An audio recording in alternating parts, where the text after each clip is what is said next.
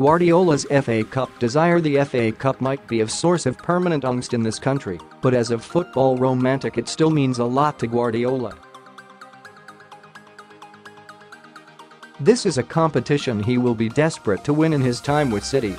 FA Cup winning sides go down in folklore. To prove it, City's winning vintage of 1969 were introduced to the crowd before this fourth-round tie. Guardiola wants his players to follow in their footsteps. The Premier League and the Champions League might be City's first priorities, but the Cup still has a major appeal to Guardiola. This is a competition that immortalizes its winners, and Guardiola wants his slice of history. So while the Blues are continuing to fight on four fronts and the games are coming thick and fast, with a crucial Premier League trip to Newcastle on Tuesday night, there were still some big names on the City team sheet when it dropped at 2 p.m. While many managers have long since abandoned the pretension that this competition matters, Sean Dyche's selection suggested Burnley have little interest in it and showed it's not just foreign managers who no longer value the Cup. Guardiola treats the world's oldest cup competition with the respect it deserves. Jesus is formed. When Gabriel Jesus made a lightning-fast start to his City career, it appeared to signal the beginning of the end for Sergio Aguero. Jesus looked a much better fit for Guardiola's high-pressing system, and he took no time at all to adapt to the Premier League after moving from Brazil. This looked like a match made in heaven.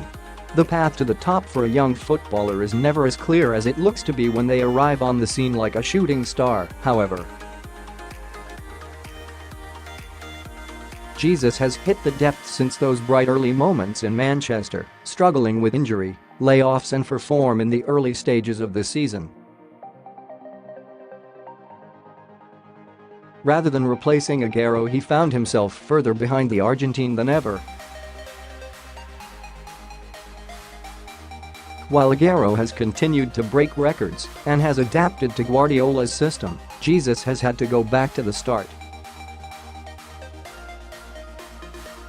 But the 21-year-old has rebuilt his confidence.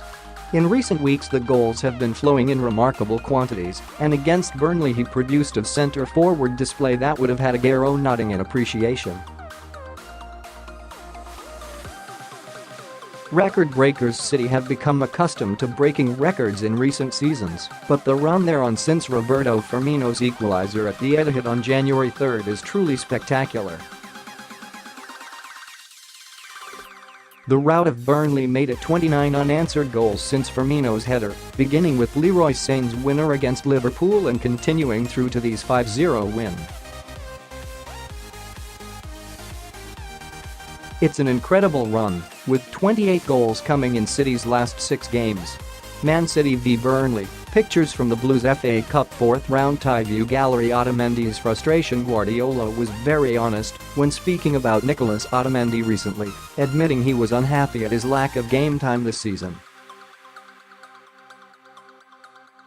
Having been a regular in the Premier League and Champions League last season, the Argentinian has found his path blocked by John Stones and Aymeric Laporte this term. Starting against Burnley in an FA Cup fourth-round tie might not be the kind of big occasions Otamendi wants to be involved, but it was a chance to impress. He made one glaring mistake early in the second half, however, nearly allowing Matic Vydra in for an equaliser.